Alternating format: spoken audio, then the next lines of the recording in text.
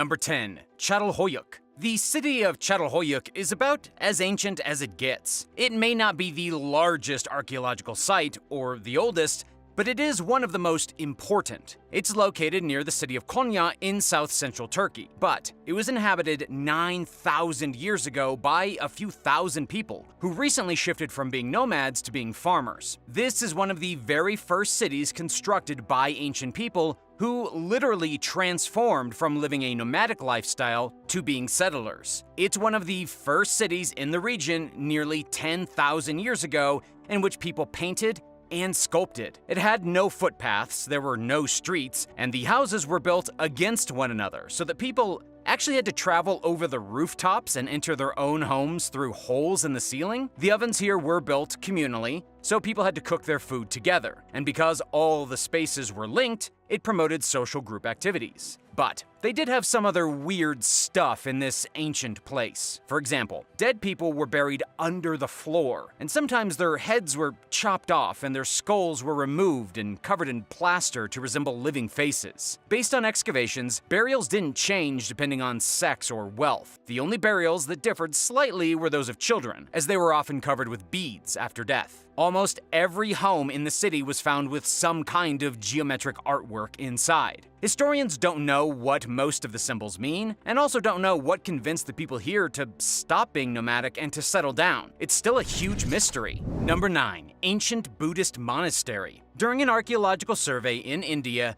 a mysterious Buddhist monastery was discovered buried underneath a mound of dirt in a remote village. And so far, it has been dated back about 900 years. At least 10 ancient statues have been discovered in the monastery so far, including Buddha statues and representations of the deity Tara. The monastery may hold some historical significance since it was found on an old pilgrimage route to the holy city of Varanasi, where it said the Buddha gave his very first sermon in India. What's really interesting is that the discovery of the temple comes shortly after excavations found a small Buddha shrine not far away. It seems this could have been a religious place of great significance. Plus, the deity Tara has direct ties to the Vajrayana sect of Buddhism, which is a type of tantric Buddhism that showed up in India in the 6th century. Nobody knows why the monastery was buried under a mountain of dirt and forgotten, but it goes to show how early history can literally be covered up. It's unclear if a group of monks once cared for the monastery and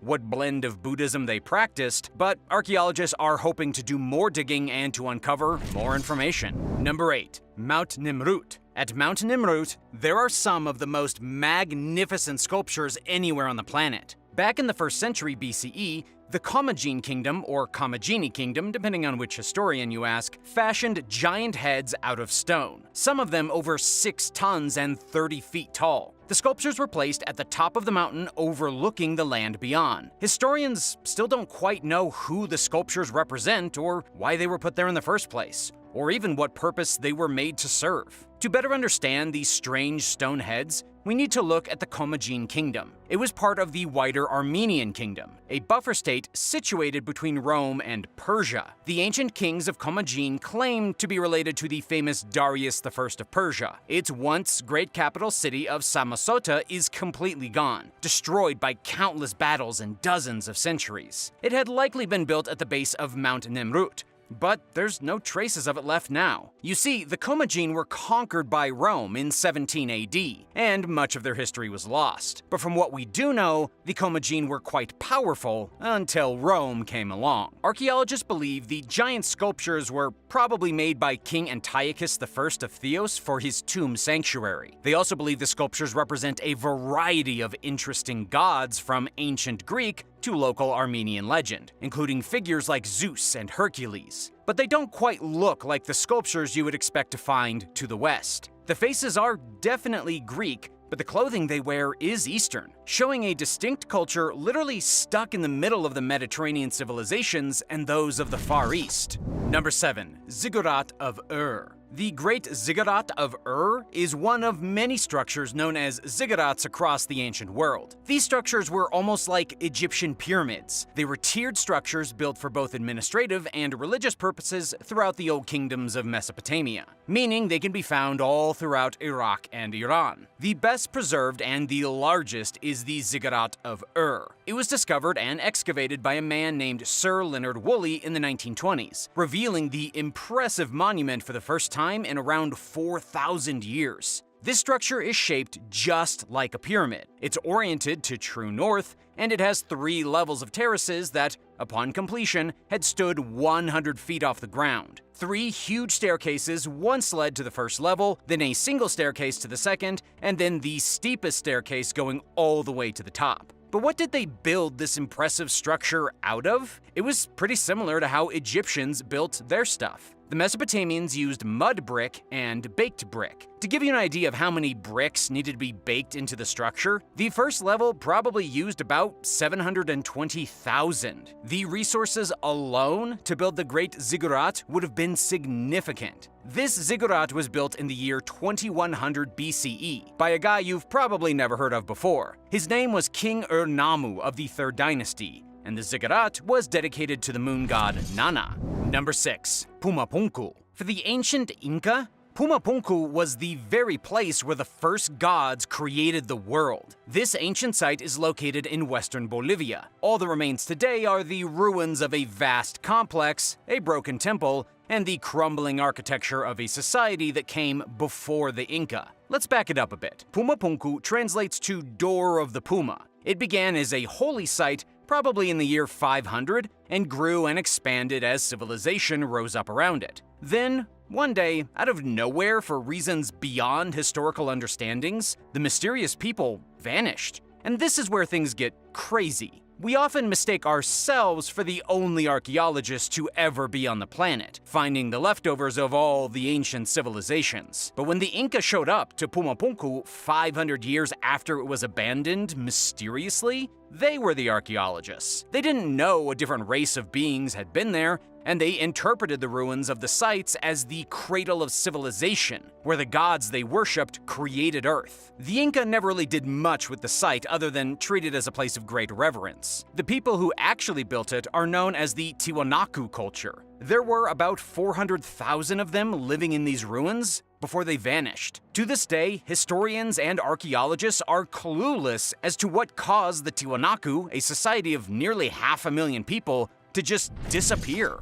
Number 5. Tikal. Deep in the rainforests of northern Guatemala, there are around 3,000 structures that make up what was once a thriving community of Mayans. This place is known as Tikal, and it was once the capital of the most powerful kingdom in the area. This city was wildly important between the years 200 to 900. However, the city might date back even further to the year 1000 BCE. According to History.com, archaeologists have discovered ceramics that date back to that time and evidence of agricultural activity. Scientists believe Tikal probably started as a small farming community and grew and grew and grew until eventually it took over the city of El Mirador, which had before been the seat of power. By the time the mysterious ancient city of Tikal was really thriving, the Maya Empire had spread all throughout Guatemala, Belize, and Mexico. Tikal was one of the most well-fortified cities of its time, with an elaborate system of fortifications that worked with the natural swampland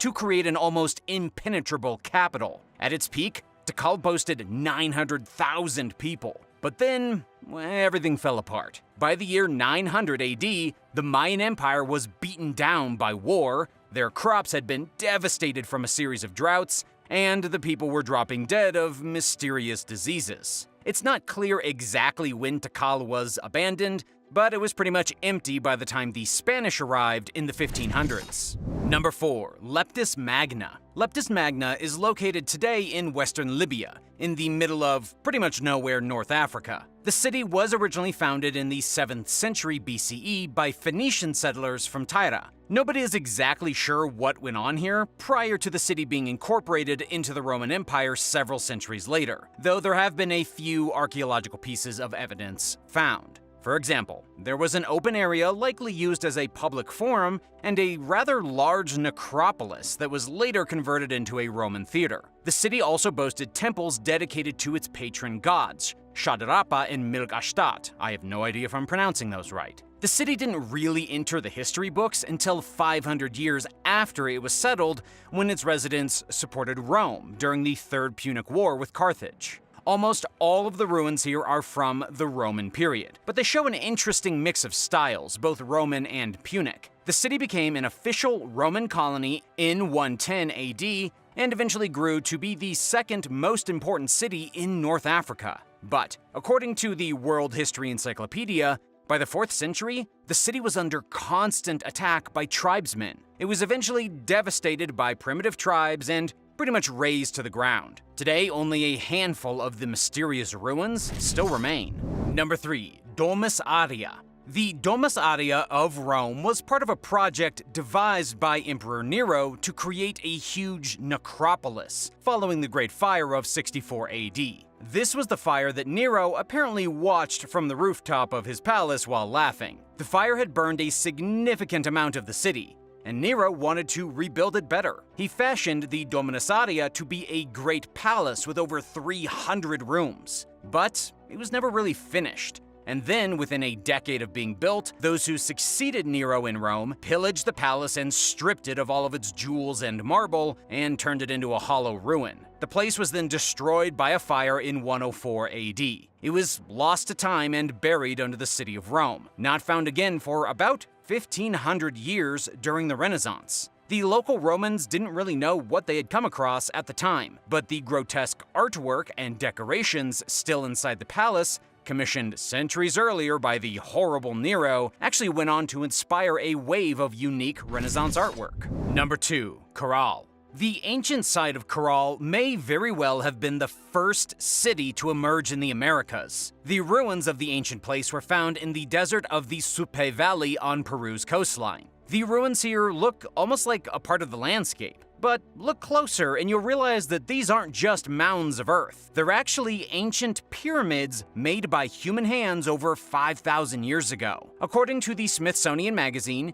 these unusual remains are proof that the city of Caral was the oldest urban center in the Americas, belonging to one of the oldest societies in the world. At Caral, there are still the ruins of pyramids, plazas, and even residential buildings. What's truly fascinating is that the city was functioning as a prosperous metropolis even before Egypt built their own pyramids. The society at Caral was actually doing it first, and this was way before Cusco or Machu Picchu. In fact, scientists believe the society at Caral may have actually led to the rise of the Inca and other civilizations throughout South America. But here's the deal. The same thing happened to Caral that happened to almost every other mysterious culture in South America. They built dozens of pyramid complexes and other amazing structures. They reached incredible heights in engineering and society. Then, in the year 1600 BCE, the entire civilization vanished overnight. And even after countless excavations at Caral, scientists still can't say what happened to them or where they went. Number 1. The Oracle of Delphi. You may remember the Oracle of Delphi from the movie 300, or really any show that takes place in ancient Greece. But did you know that the Oracle of Delphi was real, and that her great temple still stands to this very day? The archaeological site of Delphi is one of the most important in Greece, and it's often overlooked. But this was the center of many important decisions that affected the entire Mediterranean area. Politicians would make the journey to the oracle to seek her knowledge on many important matters. At the Delphi sanctuary, archaeologists have found proof of human habitation going back to the Neolithic era. But the most important era in the site's history was from between 1600 and 1100 BCE. This was when the temple was built and the oracle lived. Today, the temple ruins still stand, and so too does the old structure high up on the mountain near the temple that once housed the athletic games. Apollo even has a temple here, and there's a great stone that's said to mark the exact center of the earth,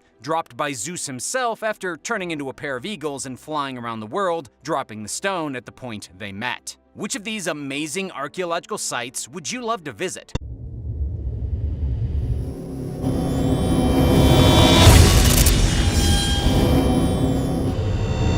Number 9. The Mudmen of Papua New Guinea. In one of the world's most remote jungles, situated in the western highlands of Papua New Guinea's Waghi Valley, lives the Asaro tribe. They're largely known to the outside world as the Mudmen. They reside where roads, cars, electricity, and other modern conveniences are conspicuously lacking.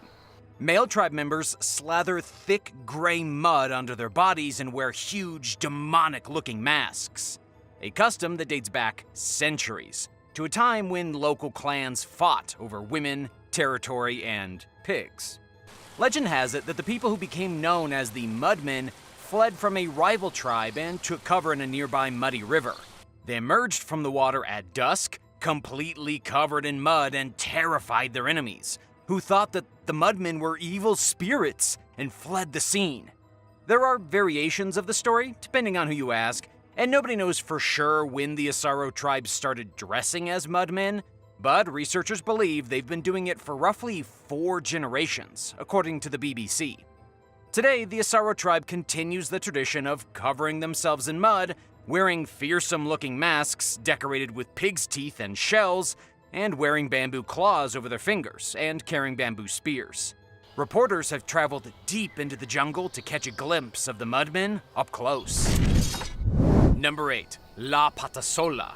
La Patasola, or One Foot, is one of the many female monsters of South American folklore who target men in the middle of the jungle, appearing seemingly out of nowhere when a hunter or logger thinks about women. She's seductive and beautiful, and often resembles someone her victim is in love with, making it easy for her to lure an unsuspecting man away from his group. Once that happens, La Pantasola reveals her true, hideous appearance, which includes bulging eyes, one breast, and cat-like fangs. She attacks her victim, sucking his blood and/or devouring his flesh, and can move swiftly, despite only having one leg with a cow's hoof at the end.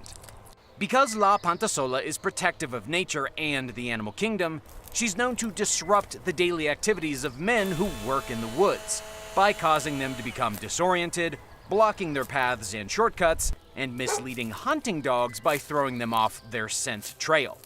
This character, with her taste for human blood, was inspired by vampire legend, and may have been rooted in other concepts and stories.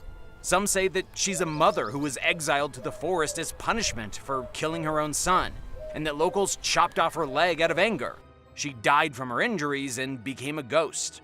Other stories hold that La Pantasola was a cheating wife who slept with her and her husband's employer. When her husband discovered her infidelity, he murdered her, and her soul somehow ended up inside the one-legged body it inhabits today. Number 7. Pikongkoi. If you venture into the jungles of Thailand and Laos, legend has it you might encounter a one-legged phantom-like ghost who hops around on one leg yelling koi, koi, koi. Known as Pikongkoi, its appearance varies from one story to the next, with some tales claiming that the creature has a fly-like tube mouth, while others describe the ghost as resembling a monkey or langur. The Thai Dam people of northeastern Thailand believe that the Pikongkoi is a long-haired, petite woman who has a backwards foot and speaks the opposite of reality. Nearly all accounts agree on 2 things: that the Pikongkoi is hideous and cannot climb trees.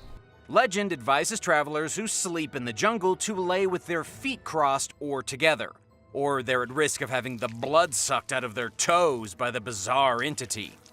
Buddhist monk Luang Pu Wen Sukino claimed that he fought many Pikongkoi at night while traveling through the jungle in Khammouan, Laos. He said that they were the size of a 13 or 14-year-old human, and that they were thin with bulging stomachs and dark features. Luang also claimed that the ghosts were armed with crossbows, and that they eventually surrendered to him and his fellow travelers and invited them into their home.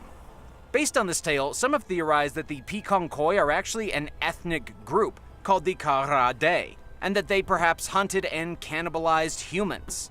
The most recent evidence of the Pikongkoi is a strange footprint found inside of a cave in Thailand's sparsely populated Loei province. A local cultural agency director claimed that the Pikongkoi are a rarely seen ethnic group, further pointing towards the possibility that the so-called ghosts are actually people.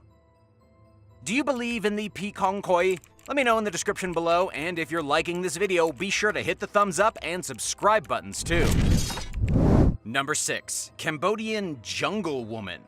In early 2007, a naked Vietnamese woman emerged from the woods in northeastern Cambodia's Ratchankiri province. She was found covered in mud and scavenging for food. Local police chief Mao San described her as half animal, half human, and said that she couldn't speak any intelligible language, and that she slept during the day and was awake all night. A local family identified her as their daughter, Rakram Pyongyang, who had vanished around 19 years earlier. While many people questioned whether this was true, the authorities seemed perfectly happy with the explanation and sent the woman to live with the family. She struggled to adjust to normal life and often tried to return to the jungle. The woman also avoided wearing clothes, leading people to believe that she was feral and had spent too many years living in the wilderness and away from humans to understand language or social norms. But then, in 2016, a Vietnamese man came forward and claimed that the woman was his daughter, Tak, who had disappeared just a year earlier at age 23 amid a mental breakdown. He provided sufficient documentation to prove it, and with the support of both immigration officials and the family who had taken Tak in, she was returned to Vietnam. Number 5. Mowgli Girl. In early 2017, someone discovered a young girl among a troop of monkeys in India's Khatanirghat Wildlife Sanctuary near the Nepal border. Her hair was matted, she was wounded, walking on all fours, picked up food with her mouth, and communicated only by screeching. This led to the widespread belief that she was raised by monkeys and earned the nickname Mowgli Girl after the feral child from the Jungle Book. But authorities were quick to shut this idea down, noting that the territory the girl was found in contained surveillance equipment and was patrolled enough to where she couldn't have spent that long in the forest before someone noticed her. Numerous people came forward saying that this girl was their lost daughter, but nobody could substantiate their claims. She was sent to a shelter where staff renamed her Esas. In an update published last year in Outlook India, employees said that she has made considerable progress from where she was first rescued. She still can't talk, but she walks, eats normally, and finds nonverbal ways to express her feelings. Officials concluded that Esas was likely abandoned by her parents due to her intellectual disabilities, rather than raised in the jungle by monkeys, even though that's where she somehow ended up. They believe that she spent a few days at most with the primates she was discovered with. Number 4. Jungle evolution. The term pygmy is used to describe hunter-gatherer groups who tend to be smaller in stature than the average person. Found throughout the rainforests of Africa, Southeast Asia, and South America, members of these tribes are typically less than 5 feet or 1.5 meters tall. For a long time, scientists have been trying to figure out why, with theories often suggesting that prevalent diseases or parasites are responsible for pygmies' diminutive size. But a 2018 study veered radically off this path and instead suggested that these tribes have evolved over thousands of years to be smaller than average, because it makes them more efficient at living and moving throughout the jungle. Lead study author Dr. Vivek Venkatraman pointed out that the jungle's thick vegetation and other obstacles make it difficult to move around with ease. This navigation takes a lot of energy, so it would make sense that a group of people who lived in that environment would evolve to become shorter and smaller, according to Dr. Venkatraman. The research focused on the Tsimane people who live in Bolivia, the Batek people of peninsular Malaysia, and average-sized people who live near the rainforest. It quickly became evident that taller people walk much more slowly in a jungle setting. This is because they take longer strides than short people, and traversing the landscape forces them to constantly adjust their movement, expending 20 to 30% more of their energy than walking on open, flat ground. Venkatraman said that the results show that in just 20,000 years or less, evolution can cause a population to change considerably. So, there is definitely some truth to stories about little people living in the forest, and it can be explained by science. Number 3. Real-life Tarzan. During the Vietnam War in 1972, a man named Ho Van Thang packed up his 2 sons and fled civilization after losing his wife and other 2 children to a bomb dropped by American forces. For the next 40 years, the family lived in isolation and relied entirely on nature to fulfill their needs. They built wooden houses, drank water from a nearby river, and ate fruit and meat sourced exclusively from their surroundings. The group went undetected until 2013, when locals discovered them living off the grid and alerted authorities, who forced the family to return to civilization. Residents had long believed the family was dead and were completely shocked. Refusing to believe that the Vietnam War ended decades ago, Tan spent every day holed up in the corner of his room and obsessing over his desire to return to the wilderness. He died in 2017. One of his children, Ho Van Long, had lived in the jungle since he was 2 years old. It was all he knew. He had never seen a car, struggled to understand the concept of electricity, and didn't know what a woman was, according to filmmaker Alvaro Cerezo, who spoke with news.com.au about his documentary showcasing Long's life. Long quickly became known for his gentle, childlike demeanor and his superb survival skills. He now leads a productive life and is integrated into society on some level, but struggled to adjust well enough to completely abandon jungle life and eventually return to living in a hut. Thankfully, he is no longer isolated from the world and maintains regular contact with his older brother and other community members with more mainstream lifestyles. Number 2. The allure of uncontacted tribes. There are entire societies who live in near-complete isolation deep in the jungles, effectively cut off from society and all things modern. Their traditions, customs, cultures, and lifestyles are essentially the same as those of their ancestors.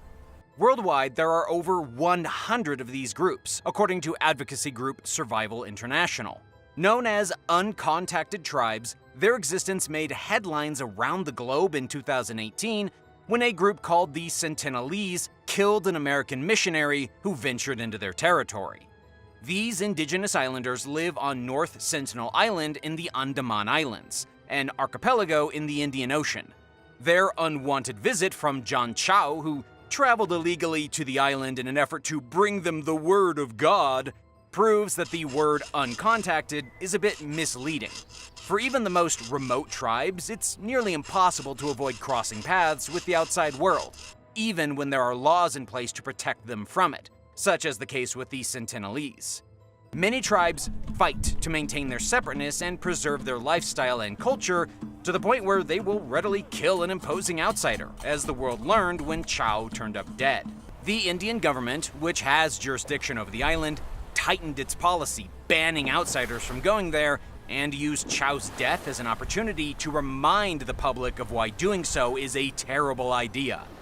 While the hostility of the Sentinelese and other tribes may seem alarming, uncontacted tribes have far more reason to fear us than the other way around, including their lack of immunity and resistance to diseases of the modern world, and our tendency to destroy the environment they live in.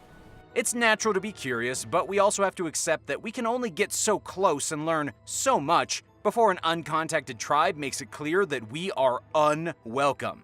And it is society's duty to accept that and respect their desired distance. Number 1. El Tunche.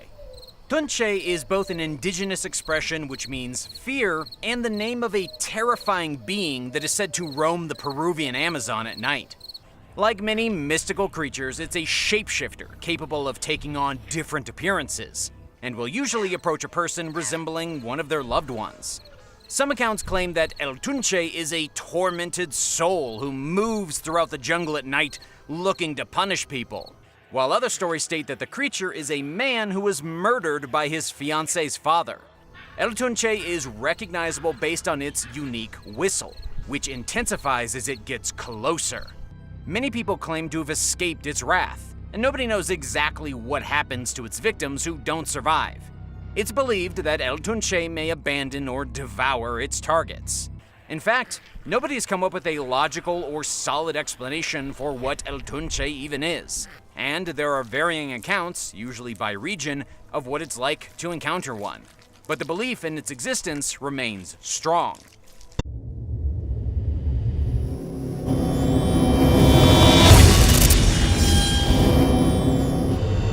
Number 11. Fish rain.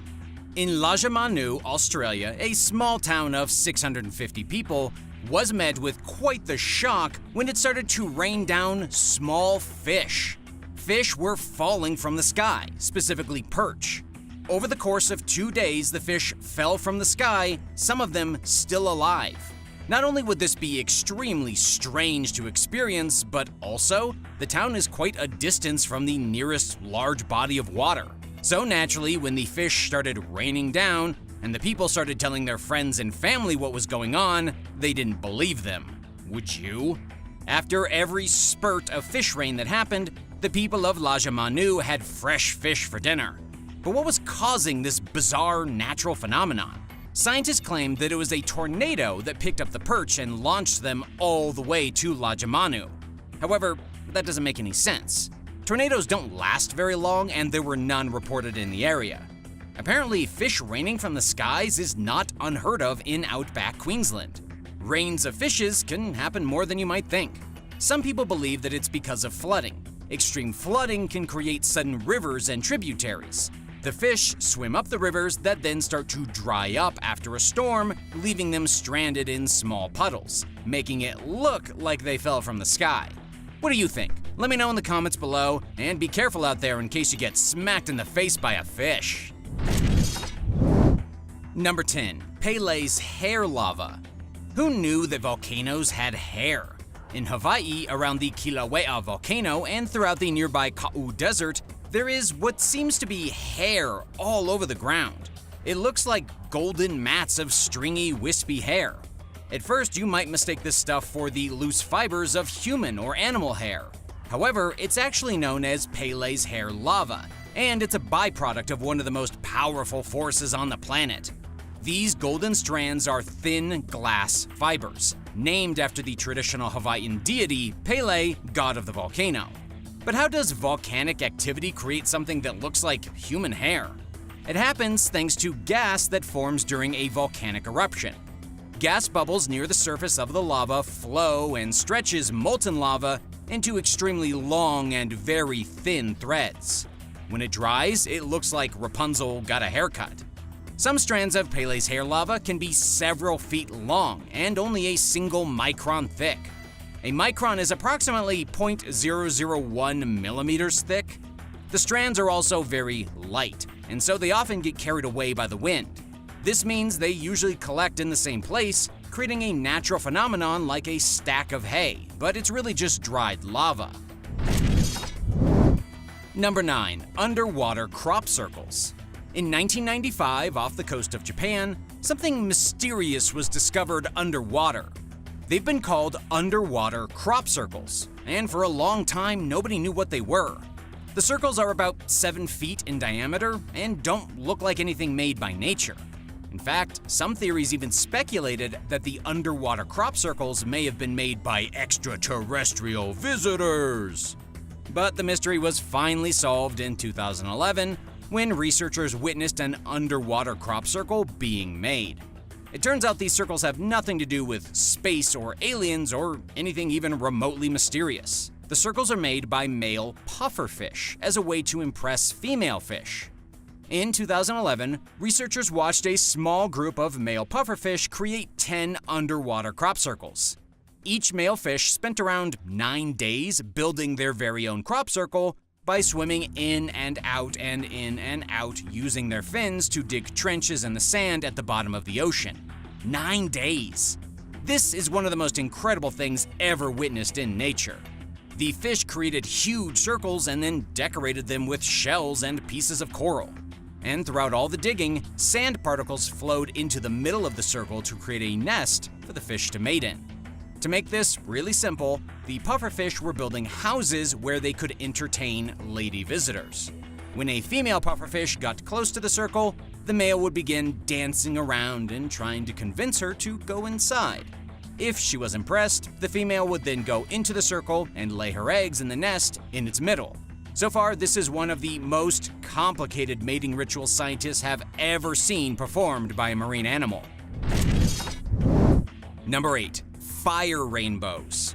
Fire rainbows are a little deceiving. Not only are they not rainbows, but they are also not on fire. Instead, fire rainbows are named as such because of their incredible pastel coloring and the fact that they kind of look like flames. Technically, the proper name for a fire rainbow is a circumhorizontal arc. It's a type of ice halo formed by ice crystals in cirrus clouds high up in the atmosphere. The halo created by the ice crystals becomes so large that the arc of light looks as though to parallel the horizon. This amazing phenomenon happens primarily during the summer. When the sun is high in the sky and sunlight enters the hexagon-shaped ice crystals, it gets split into a prism of color. But this is not something most people will see in their lifetimes. The conditions needed to create a fire rainbow are very precise.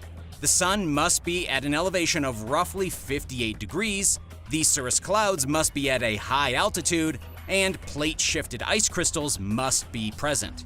Even more, the sunlight must enter the ice crystals at a very specific angle to create the illusion of a burning rainbow in the sky. Have you ever seen anything like this? Let me know in the comments below. Number 7. Striped icebergs. All throughout Antarctica, there are striped icebergs. When you think about icebergs, you probably think they're made of boring, completely white ice. But the phenomenon of stripped icebergs is something quite unique, with huge patches of ice being stripped blue, yellow, green, and dark brown. It's something that at first seems unexplainable, but the colorful stripping of Antarctic icebergs happens for a reason. Normally, the phenomenon occurs when ice freezes under a specific circumstance. For example, blue ice appears on icebergs when crevices become filled with water and freeze too fast, not allowing any air bubbles to form. Green stripes appear when water filled with algae becomes frozen, as the green color is just the algae.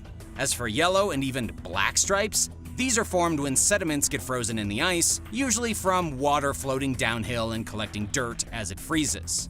Striped icebergs aren't that rare, but they aren't that common either. The rarest of these striped icebergs is when you have all of the colors in a single patch, looking like a dirty rainbow. Number 6. Sailing stones. Death Valley is one of the hottest and driest places on Earth.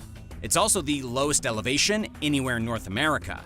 The valley itself is something of a phenomenon, but there is something even more incredible in the park that has fascinated visitors for centuries. The phenomenon is known as sailing stones. What are sailing stones? They are rocks that sail across the desert ground, seemingly on their own with no cause. These rocks vary in size. Some are big, some are small. They all share one similar characteristic.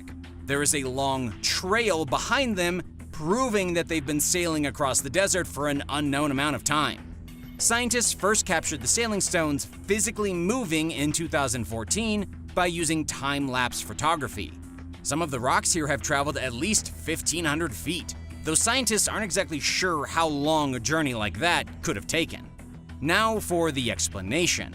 How can a rock literally sail across the desert sands without any kind of help? According to national parks, these sailing stones probably move because of a mixture of ice, water, and wind. In winter, rain creates small puddles of water. These puddles freeze at night and thaw the following day.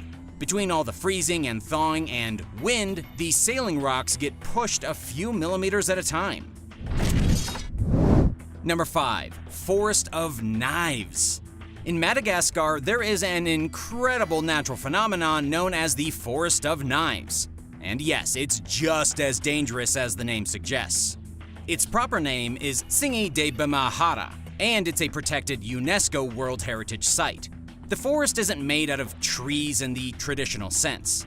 It's instead a foundation of tall, very thin rocks that are so sharp they can cut your feet or hands if you try to climb over them.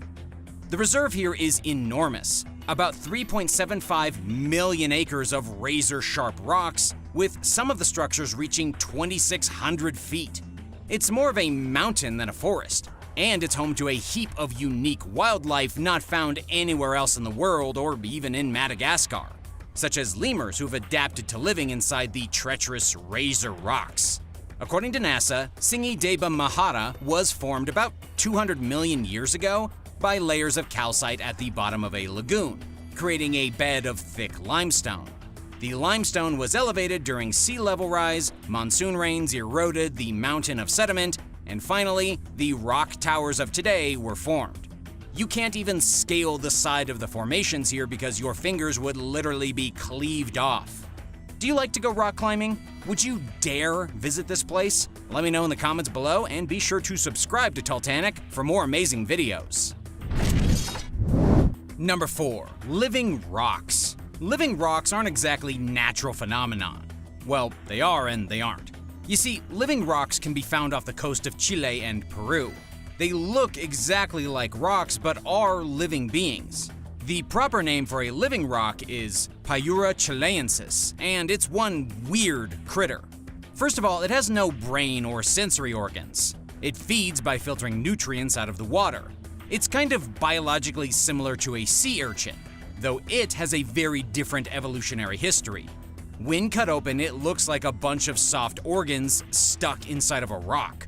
Maybe one of the reasons it's considered a delicacy in South America.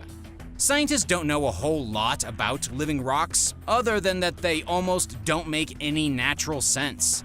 Each one is born male but turns into a hermaphrodite at puberty, able to breed with itself. Number 3. The green flash. If you've never seen a green sunset, also known as the green flash, you're seriously missing out. This is one of the most elusive sunsets in the world, and is a fascinating natural phenomenon. The phenomenon itself only occurs for between 1 and 2 seconds. It's very easy to miss if you're not already looking for it. In essence, the green flash is exactly what it sounds like. There is a massive flash of green light for a split second as the sun sets. According to life science, the phenomenon is caused by the refraction of light, which is of course more significant when the sun sets.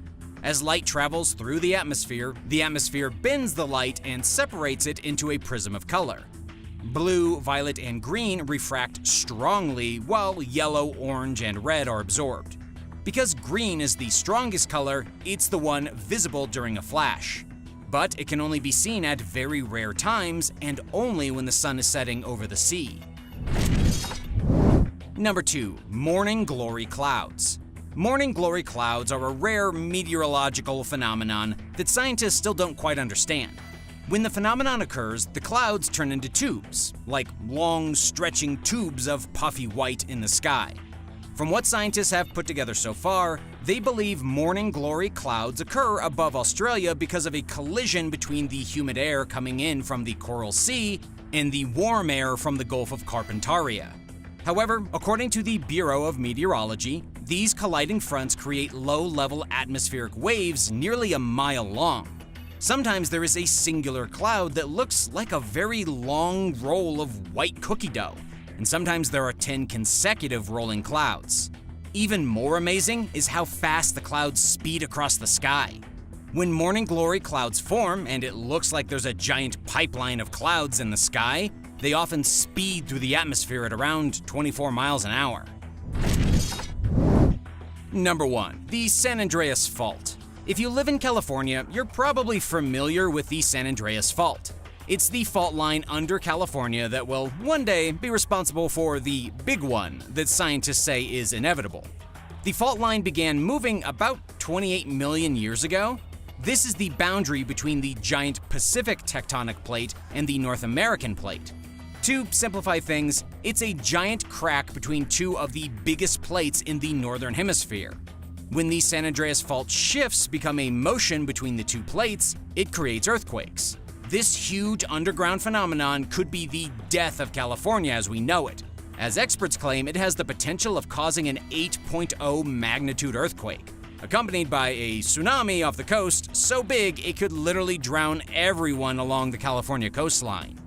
Nobody knows when the big one will happen, only that it will eventually, whether it's tomorrow or in 1,000 years. Which of these phenomena would you love to witness with your own eyes? Let me know in the comments, and thanks for watching. Don't forget to hit subscribe and come back again for another amazing video. Wow.